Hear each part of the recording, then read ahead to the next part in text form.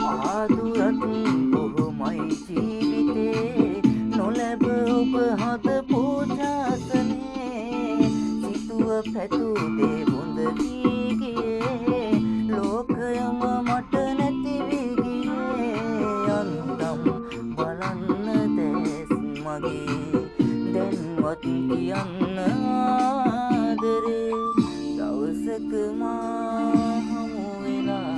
යනවද ආයේ ලං වෙලා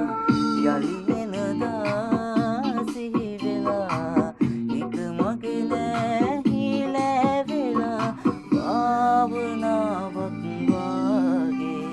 ඔබ දෙසම බලා සිටියා කල්පයක් කල්